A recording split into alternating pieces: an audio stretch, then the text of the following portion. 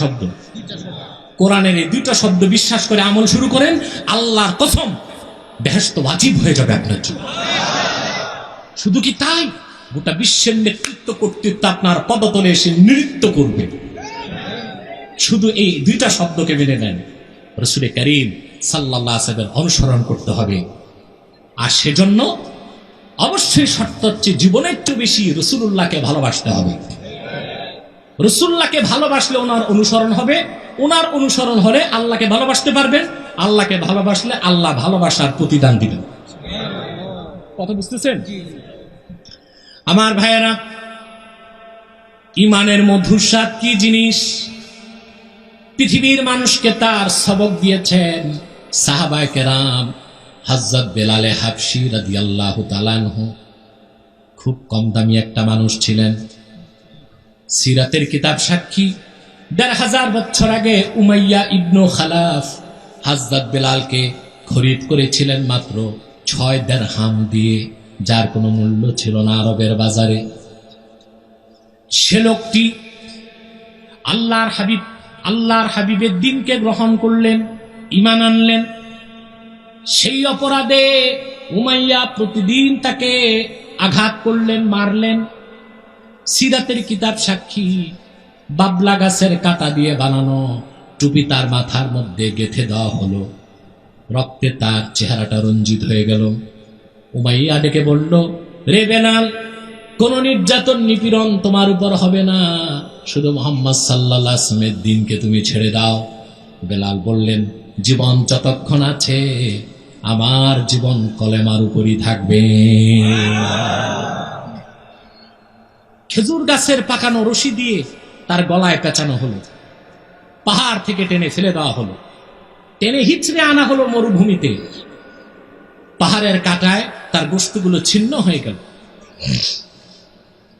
নিথর নিস্তব্ধ দেহটা মরুভূমির মধ্যে পড়ে রইল। সিরাতের কিতাব সাক্ষী, মরুভূমির মধ্যে সূর্যের প্রচন্ড তাপে বালুর কণা খইয়ের মতো ফুটছে। সেখানে জ্বলন্ত অঙ্গার বিছায়া উলঙ্গ করে বেলালকে শোয়ায় দেওয়া হলো। বুকের উপর একটা পাথর রেখে বারবার উমাইয়া বলতে লাগলো, এখনো কি মুহাম্মদ সাল্লাল্লাহু আলাইহি ওয়াসাল্লামের দিন তুমি ছাড়বা না? হযরত বেলাল বেহুশ হয়ে যান। হুশ যখন ফিরেন, শুধু শাহাদাত আঙ্গুলি আকাশের দিকে করে বলেন, আহাদ। আল্লাহর একত্বের ঘোষণা তিনি দিয়ে গেলেন। সুবহানাল্লাহ বলবেন আমার ভাইয়েরা? হযরত বেলাল তখন তার মনিব উমাইয়াকে 2 লাইন একটা বক্তব্য দিয়েছিল। সে অবস্থায় আরবের কবি বক্তব্যটা কবিতার ভাষায় লিখেছেন। হযরত বেলাল তার মনিবকে ডেকে বলল, লাকাল জিসমুল্লাতী মুল্লিকতা মিন্নি ওয়ালিল্লাহিস সারাইরু ওয়াল উকুল। রে উমাইয়া, আমার 3.5 হাত বডির মালিক তুমি, আমার দেহ তুমি খরিদ করেছো, তোমার কাছে দেহ বিক্রি করেছি। আমি বেলাল তো দিল বিক্রি করি নাই, মন বিক্রি করি নাই। আমার দেহ তুমি কেটে টুকরা টুকরা করে দাও, আমার কোনো আপত্তি নাই, কিন্তু হৃদয়ে যেখানে আল্লাহ তার রাসূলের ভালোবাসা রেখেছি সেখানে হাত দেবার ক্ষমতা তোমার নাই। সুবহানাল্লাহ, এটা হালাওয়াতে ঈমান, এটাই ঈমানের মধুর স্বাদ। সুবহানাল্লাহ, সুবহানাল্লাহ। এই মধুর স্বাদ পেয়েছিলেন সাহাবায়ে কেরাম, ঠিক কিনা বলেন? উমদাতুল কারি শারহু সহিহুল বুখারীতে আল্লামা বদরুদ্দিন আইনি একটি হাদিস এনেছেন মারফু মুত্তাসিল সনদে। মক্কাতুল মুকাররমায় সবচেয়ে বেশি নির্যাতন হয়েছে যে পরিবারটির উপর ইসলাম গ্রহণের অপরাধে, সে পরিবারটা হলো হযরত ইয়াসেরের পরিবার। এক পরিবারে 3 জন ছিলেন, পিতার নাম ইয়াসের, মায়ের নাম সুমাইয়া, ছেলের নাম আম্মার। এই পরিবারটি ইসলাম গ্রহণ করার কারণে আবু জেহেল ও তার সাঙ্গপাঙ্গ নিষ্ঠুর নির্যাতন করেছে। আপনারা শুনলে অবাক হবেন, আল্লাহর হাবিবের রক্ত ঝরা দ্বীন ইসলামের জন্য প্রথম শহীদ কোনো পুরুষ হয় নাই, প্রথম একজন নারী শহীদ হয়েছেন, তার নাম হযরত সুমাইয়া, ছেলের নাম আম্মার। প্রতিদিন আবু জেহেল তারে মারে, যত মারে তার ঈমানের তেজ তত বাড়ে। মারতে মারতে বিরক্ত হয়ে গেল আবু জেহেল। হাদিস সাক্ষী, একদিন হযরত আম্মারের শরীরে আগুন ধরায় দিল। জীবন্ত একটি মানুষ, দাউ দাউ করে আগুন জ্বলছে, মরুভূমিতে দৌড়াচ্ছেন বাঁচার জন্যে। আবু জেহেলের ভয়তে কেউ পানি নিয়ে আসে না। খবর যখন রাসূলুল্লাহর কান মোবারকে পৌঁছল, আল্লাহর হাবিব দৌড়িয়ে আসলেন। এসে দেখেন ওনার আশেক সাহাবী আম্মারের শরীরে আগুন জ্বলছে দাউ দাউ করে। হাদিস সাক্ষী, আল্লাহর হাবিব আগুনকে একটা ধমক দিলেন শুধু, ইয়া নারু কুনি বারদাও ওয়া সালামান আলা আম্মারিন কামা কুনতে আলা ইব্রাহিম।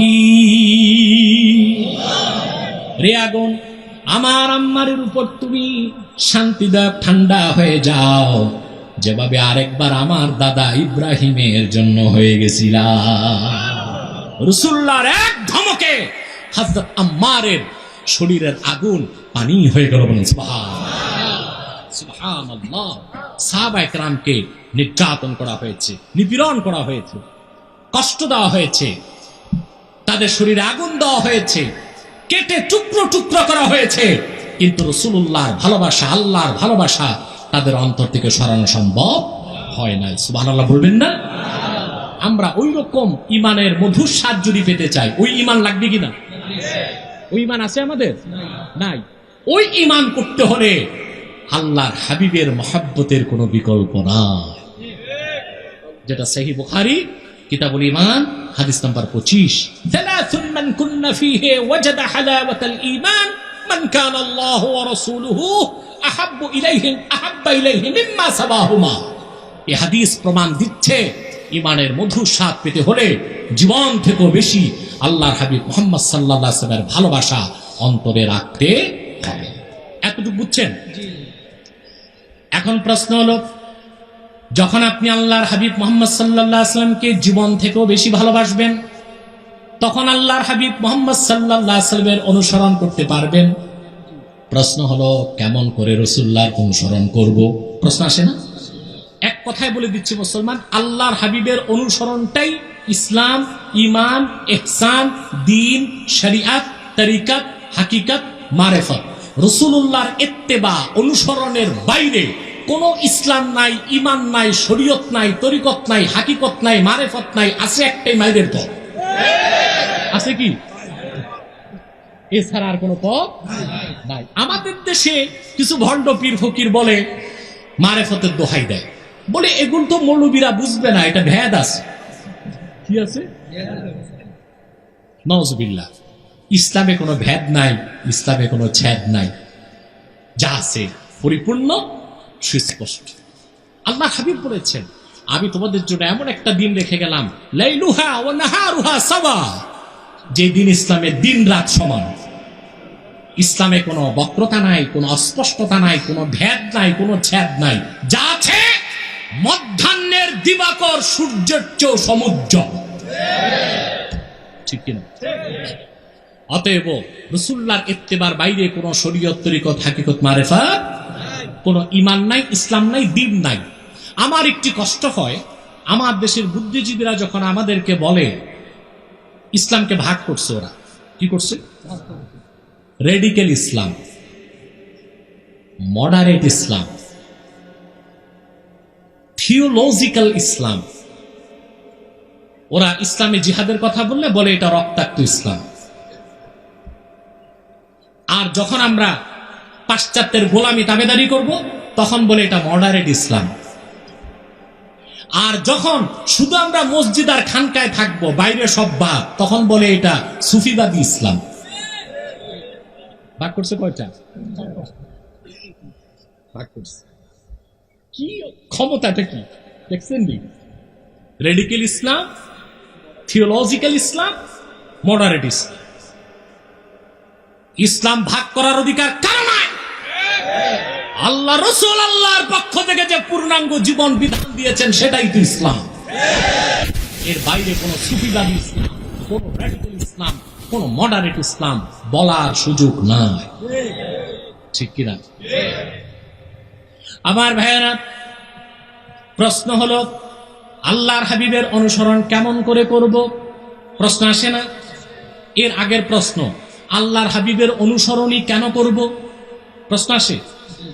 আল্লাহ রাব্বুল আলামিন কোরআন কারীমের মধ্যে বলেছেন, লাকাদ কানা লাকুম ফি রাসূলিল্লাহি উসওয়াতুন হাসানা। মুমিনগণ, মুহাম্মদ সাল্লাল্লাহু আলাইহি সাল্লামের মধ্যে রয়েছে তোমাদের জন্য সর্বোত্তম আদর্শ। বলেন সুবহানাল্লাহ।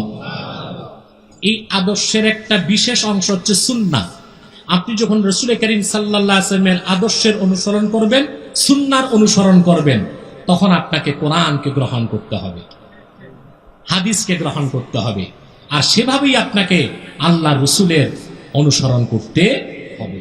অর্থাৎ আল্লাহ রসুল মুহাম্মদ সাল্লাল্লাহু আলাইহি ওয়াসাল্লাম ১৫০০ বছর আগে যে রীতি, যে নীতি, যে সুন্নাহ, সুন্নাত মানে কি শুধু দাড়ি টুপি? কথা বলে না। সুন্নাত মানে শুধু দাড়ি টুপি?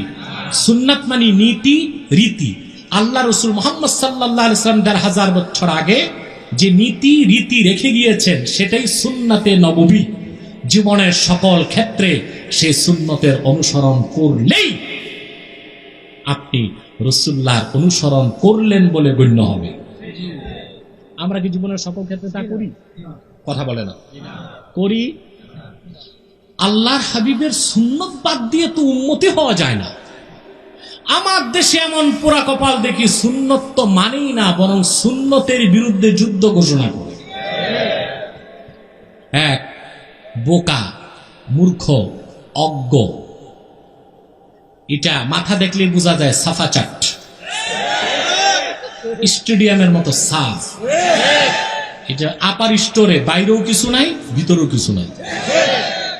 সে বলছে দাড়ি চেষে আমাদেরকে মোল্লাদের শায়েস্তা করবে। দাড়ি কি আমাদের নিজস্ব সম্পদ না সুন্নাত? একটি সুন্নত অস্বীকার করলেই আপনি কাফের হয়ে যাবেন। আর একটি সুন্নতকে যদি তাওহীন করেন, খাটো করেন, তাহলে আপনি শুধু কাফের হবেন না, আপনি মুরতাদ এবং ওয়াজিবুল কাতল। ইসলামী শরিয়া আদালতে আপনার শাস্তি হচ্ছে মৃত্যুদণ্ড। এটা আমার কথা নয়। ইমাম আজম আবু হানিফা রাহমাতুল্লাহর প্রধান সহচর আবু ইউসুফ, কি নাম? তিনি বাগদাদের চিফ জাস্টিস, শরিয়া আদালতের প্রধান বিচারপতি আবু ইউসুফ রাহমাতুল্লাহ। আলেমরা তো জানেন, আপনাদের বলছি, আপনারা যারা চুপচাপ বসে আছেন, মানুষ অনেক বুঝলেও চুপ থাকে, আবার কিছু না বুঝলেও চুপ থাকে। আপনারা কোনটায় আছেন? না, বেশি বুঝাও ঠিক না, কম বুঝাও ঠিক না, মাঝামাঝি থাকেন। তাহলে আমার সাথে একটু রিলেশন মেনটেন করতে হবে। কথা বুঝতেছেন? এখন থেকে ঘুমাচ্ছেন না? কে কি ঘুমান না হাত উঠান। মাশাআল্লাহ, হাত বুঝা গেছে। আপনারা কনসার্নস, সমস্যা নেই এখন, আলহামদুলিল্লাহ। আর অল্প সময়, অনেক রাত হয়ে গেছে, আমরা এখন দ্রুত মুনাজাতের দিকে যাচ্ছি। আমার বিষয়টাকে আমি শেষ করছি, গুছাই ফেলতেছি। একটা বিষয়, একটি মেসেজ কোরআন থেকে নিয়ে তো বাড়ি যেতে হবে, ঠিক কিনা? আবু ইউসুফ বিচার করছেন, বিচার করতে যে সুবহানাল্লাহ, ইসলামী শরিয়া আদালতে যখন বিচার হয়, তার মূলই হলো কোরআন হাদিস। মূল কি?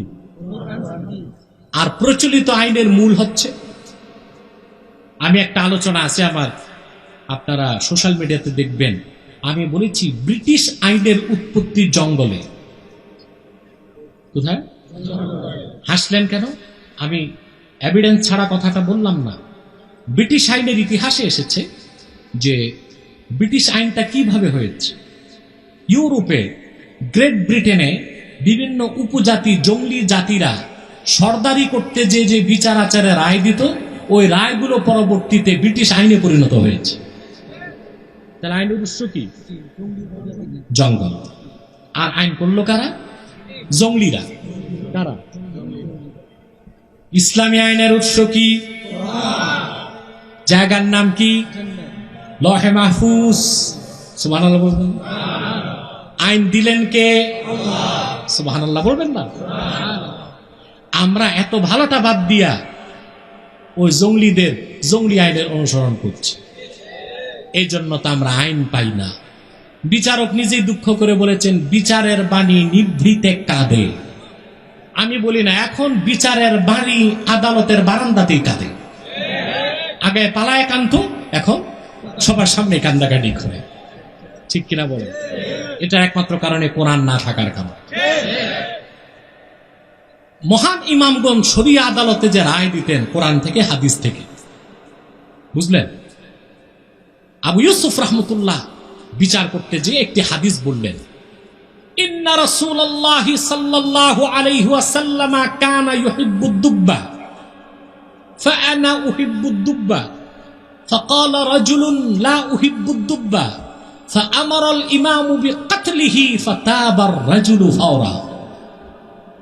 আবু ইউসুফ বললেন, আল্লাহ রাসূল সাল্লাল্লাহু আলাইহি সাল্লাম কদু পছন্দ করতেন। আপনারা কদু বলেন না লাউ? এখানে দরকার নাই যে লাউই বলতে হবে, কদুই বলতে হবে, এটা না, যে কোনো একটা বলা যায়, সমস্যা নাই। কারণ উর্দুতে তো কাদ্দু বলে, কি বলে, তো বাংলায় কদু বলতে সমস্যা, সমস্যা থাকার কথা। আল্লাহর হাবিব সাল্লাল্লাহু আলাইহি সাল্লাম লাউ পছন্দ করতেন। আমি আবু ইউসুফ লাউ পছন্দ করি, আমি আনায়তুল্লাহ আব্বাসীও লাউ পছন্দ করি। আপনারা? এক যুবক পাশে দাঁড়ায় ছিল এজলাসে। কোথায়? সে বলে, আমি লাউ পছন্দ করি না। আচ্ছা বলেন তো ভাই, লাউ খাওয়া কি ফরজ, ওয়াজিব, সুন্নতে মুআক্কাদা, সুন্নতে জায়েদা? খেলে ভালো, ঠিক না? শুধু এতটুক বলল, আমি লাউ পছন্দ করি না। ফাআমারাল ইমামু বিকাতলিহি। আবু ইউসুফ রায় দিলেন, সে রাসূলুল্লাহর সুন্নতকে অবমাননা করে মুরতাদ হয়ে গেছে, তার গর্দান উড়ায় দাও। তাৎক্ষণিক যুবকটি তওবা করল, তিনি তাকে মৃত্যুদণ্ড থেকে খালাস করলেন। যদি এতটুক সুন্নত বিরোধী এতটুক বক্তব্যের কারণে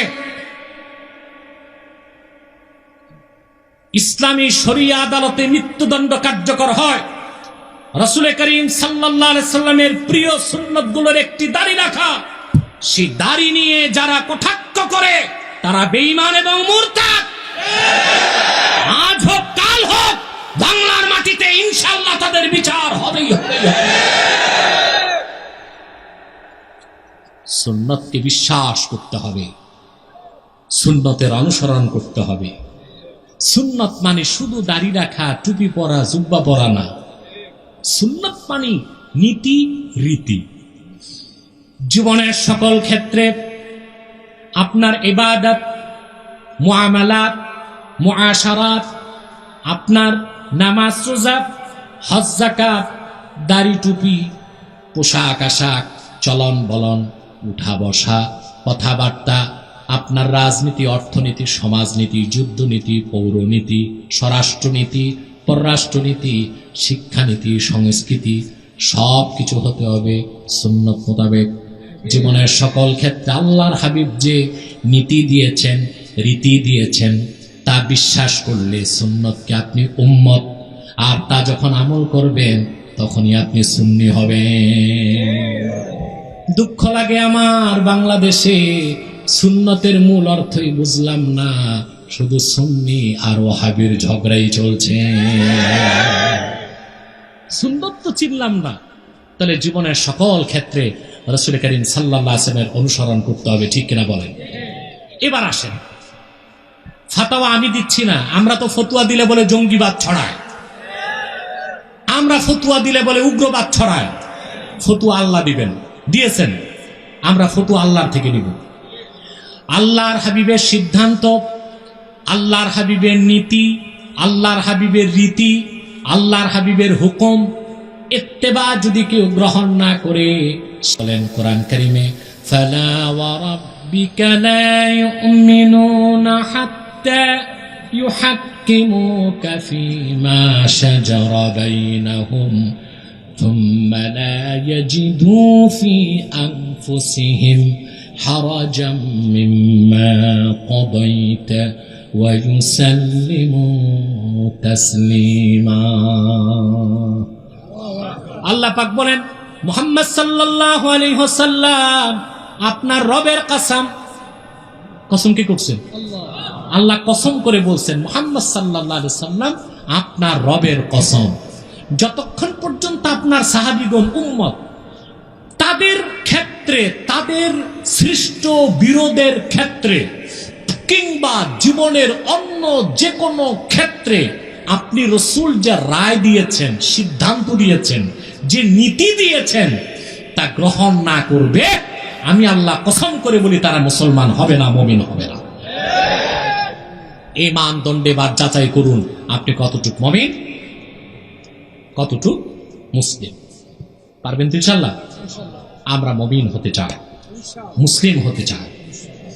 আমাদের কনসেপ্ট হবে একটাই, যতদিন বেঁচে থাকব ইসলাম নিয়ে বেঁচে থাকতে চাই, ইসলামের উপর মরতে চাই, ইসলামকে বুকে ধারণ করে আল্লাহর সামনে হাজিরা দিতে চাই।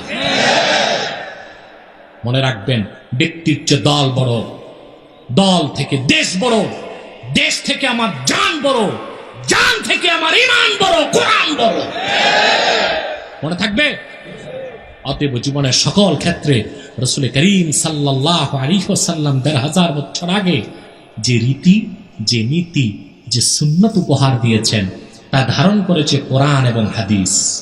জীবনের সকল ক্ষেত্রে সেই কোরআন হাদিসের অনুসরণ করলেই আপনি খাঁটি মুমিন হবেন এবং আল্লাহ আপনাকে ভালোবাসবেন।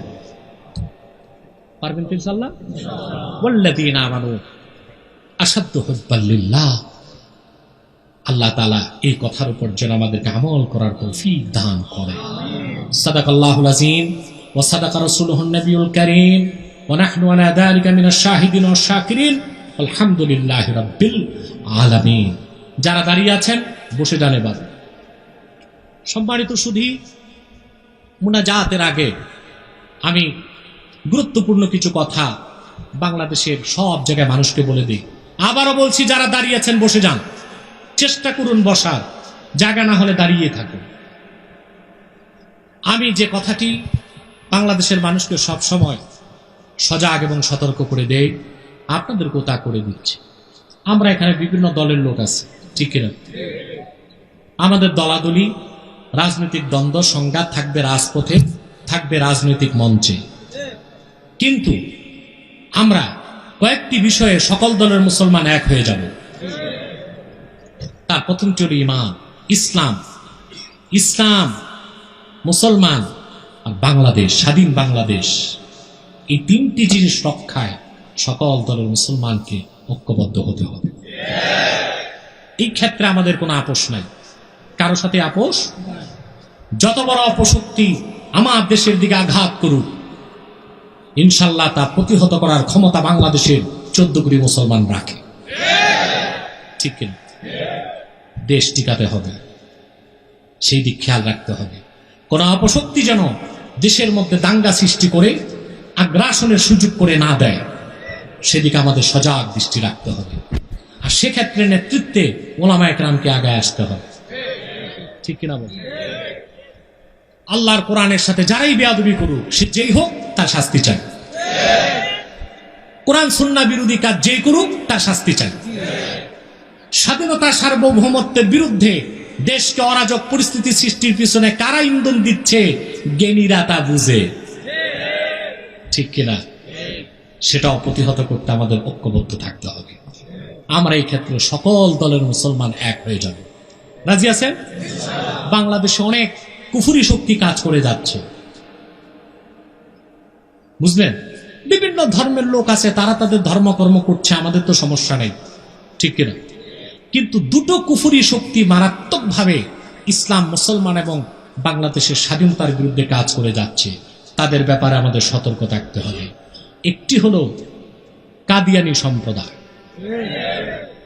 নিঃসন্দেহে তারা অমুসলিম এবং কাফের। তাদেরকে যারা কাফের বলবে না, তারাও কাফের, কারণ তারা আল্লাহর আখিরি নবী মুহাম্মদ সাল্লাল্লাহু আলাইহি সাল্লামকে আল্লাহর শেষ নবী হিসেবে বিশ্বাস করে না। চিল্লায় বলেন নাউজুবিল্লাহ। সেজন্য তারা কি? সর্বশক্তি দিয়ে বলেন তারা কি? তাদেরকে যারা কাফের বলবে না, তারা কি? বাংলাদেশের এই চরম ক্রান্তিকালে তারা দেশ বিরোধী চক্রান্ত করে যাচ্ছে, ইসলাম বিরোধী চক্রান্ত করে যাচ্ছে, বাংলাদেশের স্বাধীনতার বিরুদ্ধে বাংলাদেশে যারা আগ্রাসী শক্তি চালাতে চায় তাদেরকে ইন্ধন দিচ্ছে। এই কাদিয়ানীরা অমুসলিম কাফের, কিন্তু তারা মুসলমানদের মতো দাড়ি রাখে, টুপি লাগে, মুসলমানদের মতো নাম রাখে। তাই বলি কি তারা মুসলমান হবে? দাড়ি রাখলে কেউ যদি মুসলমান হতে পারত, তো রবীন্দ্রনাথ ঠাকুরের চেয়ে বড় মুসলমান কে হইত? সে কি মুসলিম ছিল না অমুসলিম? সে কি ছিল? নাম রাখলে মুসলমান হয়ে যায়। এক খাবিস বোতলে পেশাব করে উপরে লেবেল ফিট করছে শরবত, এটা কি শরবত হবে? ভিতরে কি? তদ্রুপ কাদিয়ানীরা অমুসলিম। আব্দুল আউয়াল, আব্দুল সামাদ, মুবাশশির আলী, কবির চৌধুরী, এসব নাম রাখার দ্বারা তারা মুসলমান হতে পারে না। আমার ভাইয়েরা, আমার বন্ধুরা, আমার আল্লাহ নূর নবীজি আমার মুহাম্মদ সাল্লাল্লাহু আলাইহি ওয়াসাল্লামের ইসলাম ও কোরআনের হাজার হাজার হাজার বছর পরে বর্তমান ভারতের কুখ্যাত পাঞ্জাবের কুখ্যাত গুরুদাসপুরের কুখ্যাত কাদিয়ানে ইংরেজ আমলে এক শয়তান নিজকে নবী দাবি করছে। চিল্লায় বলেন নাউযুবিল্লাহ। শয়তানটার নাম রেখেছিল তার বাপ মির্জা গোলাম আহমদ কাদিয়ানী। সাবধান, তাকে গোলাম আহমদ বলা যাবে না, কারণ গোলাম আহমদ অর্থ হচ্ছে আহমদ এর গোলাম। কোন কাফের কোনদিনও গোলাম আহমদ এর গোলাম হতে পারে না। আর কাদিয়ানের কাজ্জাব ছিল শেষ দরজার কুখ্যাত কাফের, ইংরেজদের পাঁচাটা গোলাম। সে গোলাম আহমদ এর গোলাম ছিল না, সে ছিল কুখ্যাত শয়তানের কুখ্যাত গোলাম। কাদিয়ানের কাজ্জাব, ইংরেজদের পাঁচাটা গোলাম মির্জা গোলাম শয়তান কাদিয়ানির উপর গজব এসেছে 1908 সালে। যখন গজব এসেছে, কাদিয়ানের কাজ্জাব মিথ্যা নবুয়তের দাবিদার মির্জা গোলাম শয়তান কাদিয়ানি 1908 সালে ধ্বংস হয়ে জাহান্নামের কুখ্যাত কুকুরে পরিণত হয়েছে। তার অনুসারীরাও ধ্বংস হয়েছে। বর্তমানে কিছু কাদিয়ানি বাংলাদেশে বিভিন্ন ডিপার্টমেন্টে ঘাপটি মেরে বসে আছে। দুঃখজনক বিষয়, সরকারি দলেও ঘাপটি মেরে বসে আছে, বিরোধী দলও ঘাপটি মেরে বসে আছে। তাদের কাজই হচ্ছে চক্রান্তের মাধ্যমে ইসলাম, মুসলমান ও বাংলাদেশের স্বাধীনতা সার্বভৌমত্বের বিরুদ্ধে চক্রান্ত করা। তাদেরকে নির্মূল করার জন্য সকল দলের মুসলমানকে ঐক্যবদ্ধ হতে হবে। তারা নাম পরিবর্তন করে করে মিথ্যা পরিচয় দেয়। কখনো নিজেদের পরিচয় দেয় আহমদী জামাত, কখনো বলে আহমদিয়া জামাত, কখনো বলে আহমদী সম্প্রদায়, কখনো বলে আহমদিয়া সম্প্রদায়, কখনো বলে আহমদী মুসলিম জামাত, কখনো বলে আহমদিয়া মুসলিম জামাত। সাবধান, যত কাদিয়ানি ছিল আছে থাকবে, তারা কেউ আহমদী জামাত নয়, আহমদিয়া জামাত নয়, আহমদী সম্প্রদায় নয়, আহমদিয়া সম্প্রদায় নয়, আহমদী মুসলিম জামাত নয়, আহমদিয়া মুসলিম জামাত নয়। তারা শয়তানি জামাত, কুখ্যাত জাহান্নামের কুখ্যাত কুকুরের দল। আমাদের সকল দলের একটাই দাবি, অনতিবিলম্বে স্বাধীন বাংলায় শয়তান কাদিয়ানীদেরকে রাষ্ট্রীয়ভাবে অমুসলিম ঘোষণা করতেই হবে, করতেই হবে, করতেই হবে। এই দাবি আদায়ের জন্য আন্দোলন করতে করতে আল্লামা হাফেজ জুনায়েদ বাবু নগরী রাহমাতুল্লাহ তো বিদায় নিয়েছেন।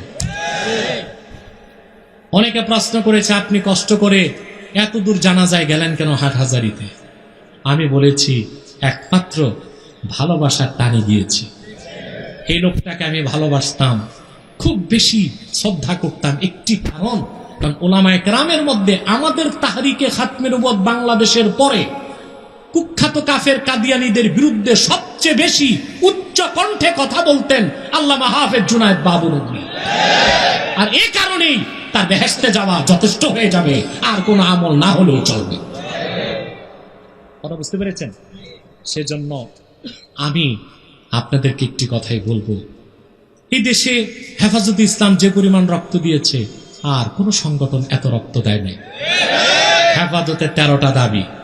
আমি তাহরিকে খাতমে নবুয়ত বাংলাদেশের পক্ষ থেকে, হেফাজতের পক্ষ থেকে, 14 কোটি মুসলমানের পক্ষ থেকে সরকারকে বলবো, অনতি বিলম্বে কাদিয়ানীদেরকে রাষ্ট্রীয়ভাবে অমুসলিম ঘোষণা করতেই হবে। তাদেরকে অর্থনৈতিক সহযোগিতা করবেন না, করেন, সেজন্য তাদের পণ্যগুলো কিনবেন না। প্রাণ, সিজান, আরএফএল, প্রথম আলো, এগুলো তাদের, এগুলো ধরবেন না, কিনবেন না, বেচবেন না, মনে থাকবে। আরেকটি কুফরি শক্তি ইসলাম, মুসলমান আর স্বাধীন বাংলাদেশের বিরুদ্ধে চক্রান্ত করছে, সেটা হলো ঈসাই তরিকা। খ্রিস্টানদের একটা দল বাংলাদেশে কাজ করতেছে ৭৫ সাল থেকে। কত সাল থেকে?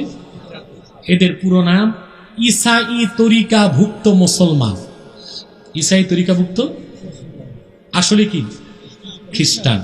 তাদের সংখ্যা বাংলাদেশে এখন ৯.৫ লক্ষ। আপনারা খুশি হবেন, তাদের এক বড় নেতা কানাডা বিশ্ববিদ্যালয়ের হিস্ট্রি ডিপার্টমেন্টের শিক্ষক, আমি তার নাম বলবো না, গত রমজানে সে আমার কাছে পরাজিত হয়েছে ডিবেটে। আমি আর নামটা বললাম না। তারা মূলত মুনকারে হাদিস, হাদিস অস্বীকার করে,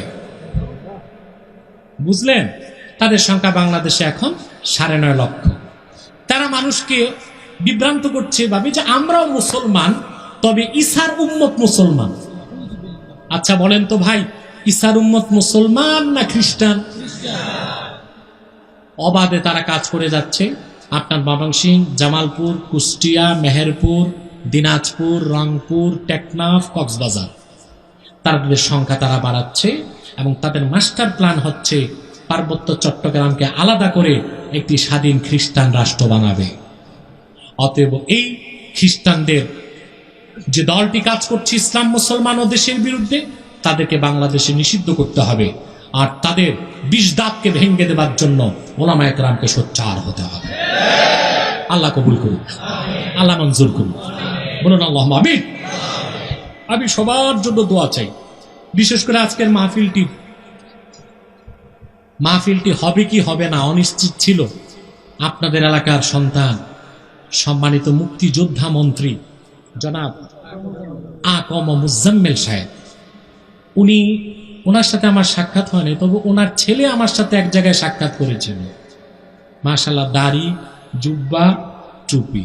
আমি বিশ্বাস করি নাই একজন মন্ত্রীর ছেলের এত সুন্দর লেবাস। আলহামদুলিল্লাহ, আমার কথা মিলেছে? আলহামদুলিল্লাহ। ডক্টর শহীদুল্লাহ বলেছিলেন যে মাস্টার মার্কা মৌলবীর চেয়ে মৌলবী মার্কা মাস্টার ভালো। বুঝেন নাই? মাস্টার মার্কা মৌলবীর চেয়ে মৌলবী মার্কা মাস্টার ভালো। অর্থাৎ যে মৌলবী কিন্তু ইসলামী লেবাস নাই, তার চেয়ে অনেক ভালো সেই মাস্টার যার ইসলামী লেবাস আছে। মন্ত্রীর ছেলেকে দেখে আমার প্রাণ জুড়িয়েছিল। তিনি এক জায়গায় পরিচয় দিলেন, দোয়া নিলেন আমার থেকে। আমি দোয়া করি তার জন্য। আমি মন্ত্রী মহোদয়ের জন্য দোয়া করি, যিনি এত সুন্দর মাহফিলের হওয়ার পক্ষে নৈতিক সমর্থন দিয়েছেন। আলহামদুলিল্লাহ। গতকাল এবং আজকে যারা মেহমান ছিলেন তাদের সবার জন্য আমি দোয়া চাই। বিশেষ করে গতকাল যারা ছিলেন, কামরুল আহসান সরকার, রাসেল, তারপরে ফজলুর রহমান সাহেব, আমজাদ হোসেন সরকার, এবং আজকে যারা আলহাজ অ্যাডভোকেট মোহাম্মদ আজমতুল্লাহ খান, তিনি আসেন নাই, সালাম দিয়েছে আপনাদেরকে, দোয়া চেয়েছেন। আফজাল হোসেন সরকার রিপন, আজকের সভাপতি। হ্যাঁ জি জি, আমাদের আজমতুল্লাহ সাহেব উনি আসেন নাই। আচ্ছা আচ্ছা, আফজাল হোসেন সরকার রিপন, তিনিও দোয়া চেয়েছেন এবং সালাম জানিয়েছেন। এবং উদ্বোধক সুলতান আহমদ সরকার উপস্থিত আছেন না, তিনি আসতে পারেননি, দোয়া চেয়েছেন। আমরা সবার জন্য দোয়া করব। বিশেষ করে এই কমিটি যারা আপনাদেরকে এত সুন্দর প্রোগ্রাম উপহার দিয়েছে, ভোগরাবাসন সড়ক ঈদগাহ ময়দানের কর্তৃপক্ষ, এলাকাবাসী, সকলের জন্য আমি দোয়া চাই। এখন দোয়া হবে, এক্ষুনি দোয়া হচ্ছে। আপনারা এখন আর উঠাউঠি নয়, আমি এখন মুনাজাতে যাচ্ছি। যদি আমার মতো গুনাহগার হন তো দোয়া করে যান, আর যদি অলি কুতুব হন, দরবেশ, তো চলে যান। প্রিয় ভাই সব, ইনশাল্লাহ চেষ্টা করব, আল্লাহ যদি কবুল করেন। প্রিয় ভাই ও বন্ধুগণ, আমরা এবার একবার সূরা ফাতিহা পড়ব, সূরা ইখলাস পড়ব, যেন আল্লাহ তাআলা আমাদের দোয়াকে কবুল করে নেন। তোমরা যারা ইউটিউব ব্যবসায়ীরা এসেছো, তোমাদেরকে আমার একটা নসিহাত, তোমরা কখনো আমাদের বক্তব্য কেটে কোনো বিতর্কিত ক্যাপশন দিও না। এতে মানুষের মধ্যে বিভ্রান্তি সৃষ্টি হয়ে যায়। দেখা যায় ওরা আগের পরের কথা, এরা না ওরা, এদেরকে দোষারোপ করবার না, অন্যরা দেখা যায় যে ক্যাপশন কেটে তার ভিউজ বাড়াতে এমন কিছু কথা ক্যাপশনে লিখে দেয় যে মুসলমানদের মধ্যে দ্বন্দ্ব সৃষ্টি হয়ে যায়। এই কাজগুলো যেন না হয় সেই দিক লক্ষ্য রাখতে হবে। আমি এক ভাই প্রশ্ন করেছেন, আল উলামা ওয়ারাসাতুল আম্বিয়া, এই হাদিস পড়ে একজন বললেন যে আপনি নায়েবে রসুল, তাই রসুল যদি আজকে জীবিত থাকতেন এবং এখানে আসতেন তাহলে তো আমরা কেউ বসে থাকতে পারতাম না। ওনারা যেহেতু নায়েবে রসুল, তাই হুজুর আসলে আমরা সবাই দাঁড়িয়ে হুজুরকে সালাম দেব। এভাবে না বলাই উচিত। যে কথাগুলো ইমানে খাতরা সৃষ্টি করে তা না বলা উচিত। প্রথম কথা হচ্ছে আল উলামা ওয়ারাসাতুল আম্বিয়া, এটা হাদিস যে আলেমগণ নবীগণের উত্তরসূরি। এর মানে এই নয় যে আলেমগণকে আমরা নায়েবে রসুল বলবো। ইউটিউব তোমরা বসো, একদম বসে, এখনই দোয়া হচ্ছে। বর্তমান যুগে নায়েবে রসুল কোন আলেমকে বলা উচিত না, উচিত না, বরং কিছু কিছু আমি তো বলে থাকি মুহিমিলাল কুফ, এটা কুফুরির দিকে নিয়ে যেতে পারে মানুষ। নায়েবের ইংরেজি অনেকগুলো অর্থ হয়, অ্যাসিস্ট্যান্ট, ভাইস। তা নায়েব রসুলের বাংলা হবে, ইংরেজি করলে হবে অ্যাসিস্ট্যান্ট প্রফেট। নাউজুবিল্লাহ। এটা মানুষের আকীদায় কুফর সৃষ্টি করবে। এর জন্য এরকম শব্দ উচ্চারণ করা আলেমদের জন্য ব্যবহার করা যাবে। যদি নায়েবে রসুল শব্দ ব্যবহার করা যেত, রেখে দেন পকেটে, যদি নায়েবে রসুল শব্দ ব্যবহার করা যেত তা আমরা হযরত আবু বকরকে বলতাম নায়েবে রসুল, হযরত ওমরকে বলতাম নায়েবে রসুল। আমরা কি তা বলি? বড় আশ্চর্যের কথা, হযরত আবু বকরের উপাধি হলো খলিফাতু রাসূলিল্লাহ, আল্লাহ রসুলের খলিফা, তারপরও নায়েব শব্দ ব্যবহার করেন নাই। হযরত ওমর যখন খেলাফতের দায়িত্ব নিলেন তখন ওনার নামে লেখা হইতো খালিফাতি রাসূলিল্লাহ, রাসূলুল্লাহর খলিফার খলিফা। হযরত ওমর নিজেও আল্লাহ রসুলের খলিফা লিখতে সাহস পান নাই। তা ১৫০০ বছর পরে আমরা খলিফা অর্থে নায়েবে রসুল নিজেরা কিভাবে বলবো? এই সাহস আমাদের দিল কে? কথা বুঝেন নাই? এই শব্দগুলো আমরা ব্যবহার করব না। আগে কিছু কিছু ওলামায়ে কেরাম কিতাবে লিখছেন, কিন্তু ফাতোয়া দিতে হয় ওরফের উপর। তা আপনার ওরফুন নাস, যেটা সমাজে যে অবস্থা বিরাজ করছে সেই দৃষ্টিকোণ থেকে ফাতোয়া দিতে হয়। বর্তমানে কাফের মুশরিকদের চক্রান্ত বেড়ে গেছে। এখন আমরা এমন শব্দ ব্যবহার করব না যেটা মানুষের মধ্যে ওয়াহাম সৃষ্টি করতে পারে। আপনাদেরকে আরেকটু স্পষ্ট করে দিচ্ছি। হযরত ওসমান একদিন ওযু করলেন। কি করলেন? পুরা ওযু করার পর ওনার খাদেমকে বললেন যে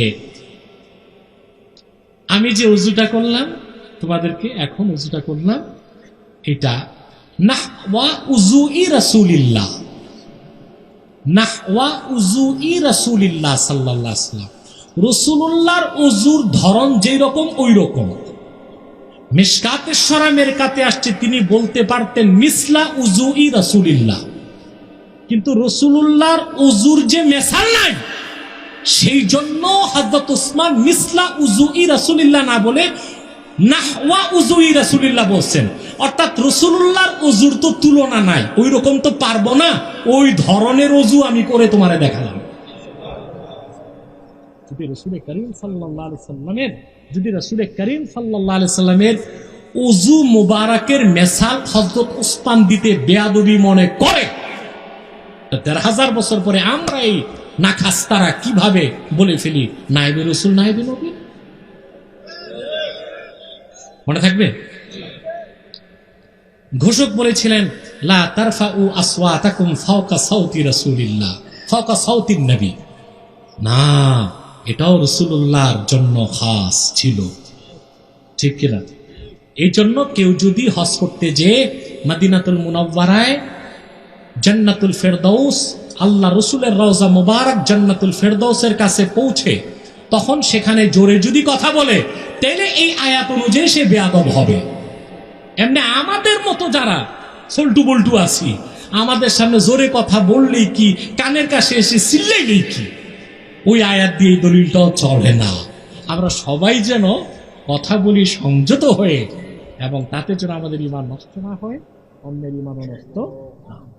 রব্বানা আতিনা ফিদ দুনিয়া হাসানাতাও ওয়া ফিল আখিরাতি হাসানাতাও ওয়া কিনা আযাবান নার রব্বানা যালামনা আনফুসানা ওয়া ইল্লাম তাগফির লানা ওয়া তারহামনা লানাকুনান্না মিনাল খাসিরিন।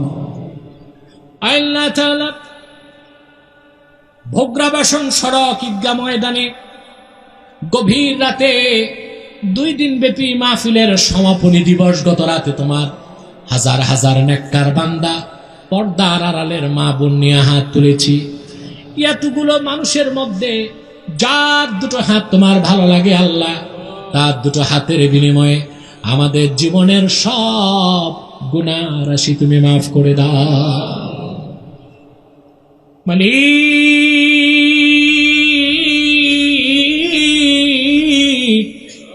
হৃদয়ের গভীর থেকে দোয়া করি আল্লাহ, তোমার আখিরি নবী নূর নবী আমার মুহাম্মদ সাল্লাল্লাহু আলাইহি ওয়াসাল্লাম আজ থেকে ১৫০০ বছর আগে দুনিয়া থেকে বিদায় নিয়েছেন। হায়াতুন নবী হিসেবে জান্নাতুল ফেরদাউস রওজা মুবারকে বিশ্রাম নিয়েছেন। জীবনে একবার তোমার আখিরি নবী, নবীগণের মাথার তাজ মুহাম্মদ সাল্লাল্লাহু আলাইহি ওয়াসাল্লামের জান্নাতুল ফেরদাউস রওজা মুবারকে উপস্থিত হয়ে গো আল্লাহ, তোমার হাবিবের নূরের কদমে দরুদ ও সালামের হাদিয়া দেবার আগে আল্লাহ তুমি ডাক দিও না। আল্লাহ তাআলা একবার বা একাধিকবার যারা সোনার মদিনায় নূরের মদিনায় যদি বেরিয়েছি আল্লাহ, জীবনে বারবার তোমার আখিরি নবী নূর নবী মুহাম্মদ সাল্লাল্লাহু আলাইহি ওয়াসাল্লামের নূরের শহর মদিনা মুনাওয়ারা জিয়ারতের জন্য তাদের কপালটা খুলে দাও। আল্লাহ তাআলা হৃদয়ের গভীর থেকে দোয়া করি আল্লাহ, আল্লাহ জীবনে একবার তোমার আখিরি নবী নূর নবী মুহাম্মদ সাল্লাল্লাহু আলাইহি ওয়াসাল্লামের নূরের চেহারা মোবারক স্বপ্নে একবার দেখে গো আল্লাহ, জান্নাত ওয়াজিব হবার আগে তুমি ডাক দিও না। একবার বা একাধিকবার যেন তোমার আখিরি নবী নূর নবী মুহাম্মদ সাল্লাল্লাহু আলাইহি ওয়াসাল্লামের নূরের চেহারা মোবারক স্বপ্নে দেখার সৌভাগ্য লাভ করেছে। জীবনে বারবার দেখার জন্য তাদের কপালটা আল্লাহ তুমি সোনার কপাল বানায় দাও। আল্লাহ তাআলা আমাদের অনেকের বাবা নাই, অনেকের মা নাই, অনেকের বাবা মা একজনও নাই। যত মানুষের বাবা মা দুনিয়া থেকে বিদায় নিয়ে অন্ধকার কবরে চলে গেছে, সকল মুসলমান বাবা মার কবরকে আল্লাহ তুমি দয়া করে জান্নাতের বাগান বানায় দাও। আল্লাহ তাআলা মৃত ব্যক্তিদের রুহের মাগফিরাত কামনায় 2 দিন ব্যাপী মাহফিলের আজকের মুনাজাত তোমার যত বান্দা ইমানের দৌলত সিনায় ধারণ করে ইসলামের উপর থেকে কবর দেশে চলে গেছে আল্লাহ, দয়া করে তাদের কবরগুলো জান্নাতের গুলিস্তান বানায় দাও, তাদের কবরে জান্নাতের নূর বাড়ায় দাও, তাদের জীবনের সব গুনাহ মাফ করে দাও, তোমার নূরের বেহেশতে তাদের দারাজাতকে বুলন্দ করে দাও। এই মাহফিলের জন্য তোমার বান্দা যারা নৈতিক সমর্থন করেছে, আইনি সহায়তা দিয়েছে, দৈহিক শ্রম দিয়েছে, আর্থিকভাবে সহযোগিতা করেছে, সকল ইমানদারের মন আর ধনকে কবুল করে মাহফিলটাকে তুমি কবুল করে নাও। কাল কিয়ামতের কঠিন মুসিবতের সময় নাজাতের কোনো জরিয়া যদি না থাকে আল্লাহ, মাহফিলটাকে সেই কিয়ামতের কঠিন মুসিবতের দিনে নাজাতের জরিয়া বানায় নিও মাবুদ। আল্লাহ তাআলা রব্বুল আলামিন অভাবীর অভাব দূর করে দাও, অসুস্থকে সুস্থ করে দাও, অশান্ত হৃদয়কে শান্ত করে দাও। তোমার কত বান্দা মাঠে বসে আছে, এমন রোগ হয়েছে দুরারোগ্য যার চিকিৎসা নাই, ঘরে বসে আছে ওয়াজে আসে নাই, অসুস্থ, এমন অসুস্থ তার কোনো চিকিৎসা পৃথিবীতে নাই। কিন্তু সকল রোগ তো তোমার হুকুমেই সৃষ্টি হয়েছে, আর সব রোগের ঔষধ তুমি তৈরি করে দিয়েছ আল্লাহ। যত অসুস্থ মানুষ এতিম কাঙ্গালের মতো হাত তুলেছে আমি পাপীর সঙ্গে, তাদেরকে তুমি সুস্থ করে দাও, হায়াতে তৈয়বা সেহতে কুল্লিয়া দান করে দাও। মালিক, গুনার বোঝা কাঁধে করে হাত তুলেছি। রব্বুল আলামিন, জীবনে এত গুনাহ করলাম, বাবা দেখে নাই, মা দেখে নাই, আত্মীয় স্বজন দেখে নাই। দিবসের আলোতে আর রাতের অন্ধকারে যত গুনার কাজ করেছি, আল্লাহ তাআলা দয়া করে আমাদের গুনার দিকে নজর না দিয়ে তুমি তোমার রহমতের দিকে নজর দিয়ে আমাদের সবার গুনাহ মাফ করে দাও। আল্লাহ, এই প্যান্ডেল ছাড়ার আগে তুমি নিষ্পাপ ঘোষণা করে দাও। আল্লাহ তাআলা, পর্দার আড়ালে আমার মা বোনরা হাত তুলে বসে আছেন, কত দুঃখ কষ্ট মনে তারা লালন করে রাখে, লজ্জায় কাউকে বলতে পারে না।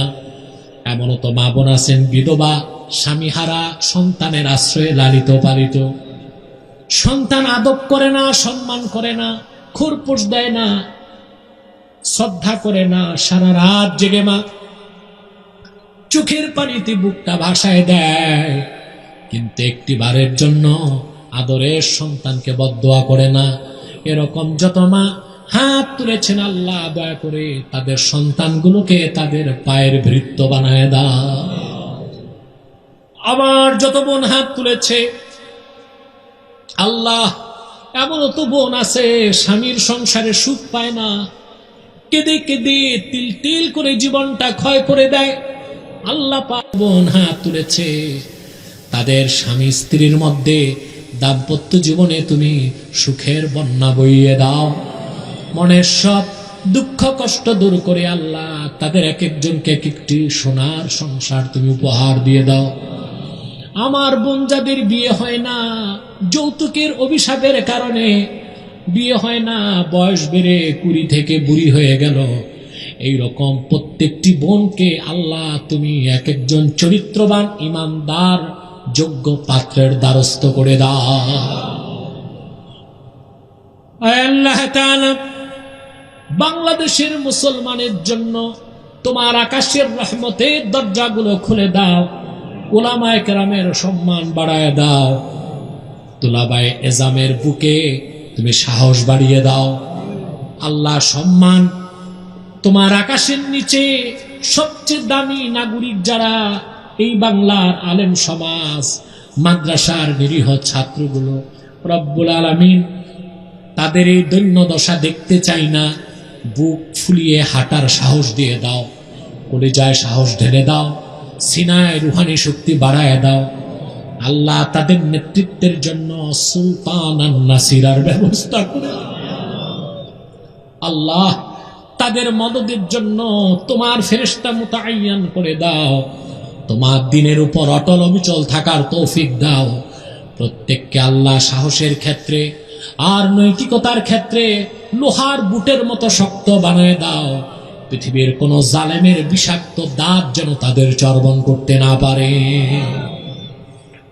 আল্লাহুম্মা আসলিহ লানা শানানা কুল্লাহু ওয়া লা তাকিলনা ইলা তারফাত আইন ফাতিরাস সামাওয়াতি ওয়াল আরদ আনতা ওয়ালিয়ুনা ফিদ দুনিয়া ওয়াল আখিরাহ توفنا مسلمين والحقنا بالصالحين اللهم حبب إلينا الإيمان وكره إلينا الشرك والكفر والعصيان يا حنان يا منان ويا منزل القرآن اللهم افتح لنا أبواب العنايات والكرامات والبركات اللهم افتح لنا أبواب العنايات والبركات والكرامات اللهم انصر علماء أهل السنة والجماعة في هذه الدولة البنغلاديشية وانصرهم نصرا عزيزا وانصرهم نصرا عزيزا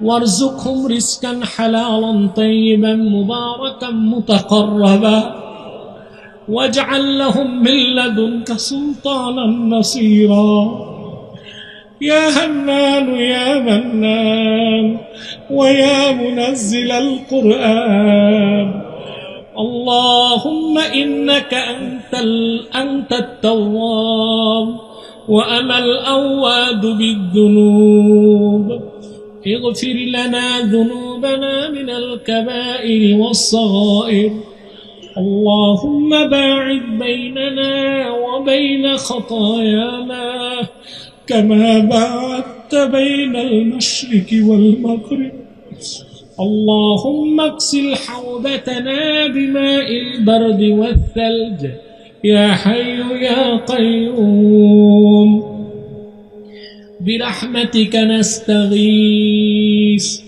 برحمتك نستغيث اللهم بيض وجوهنا وشره صدورنا ونور قلوبنا وثبت أقدامنا يا مثبت الأقدام اللهم سود وجوه جميع الكفار والمشركين وخرب بيوتهم ودمر ديارهم وزلزل أقدامهم وضيق صدورهم يا رب كل شيء ومليكه نسألك بعزتك يا الله نسألك بعزتك يا الله نسألك بعزتك يا الله ربنا تقبل منا إنك أنت السميع العليم وتب علينا إنك أنت التواب الرحيم ভাইরা আমার একটি মিনিট সময় ছেড়ে দিলাম চক্ষুটা বন্ধ করুন দিলটা নরম করুন মাথাটা নত করুন আল্লাহর আখিরি নবী নূর নবী আমার মুহাম্মদ সাল্লাল্লাহু আলাইহি ওয়াসাল্লামের ওসিলা ধরে আল্লাহর কাছে চান যা চাইবেন তাই কবুল হয়ে যাবে যদি পারো রে ভাইরা 2 ফোঁটা চোখের পানি সদকা করে দি প্রত্যেকে বাবা মার দোয়া করেন যদি বেঁচে থাকে আল্লাহর কাছে হায়াত চান আল্লাহ যেন তাদের হায়াত লম্বা করে দেন আর যদি চলে যায় আপনার দোয়া আমার আগে কবুল হবে আপনার বাবার জন্য মায়ের জন্য দোয়া করেন বাবা মার জন্য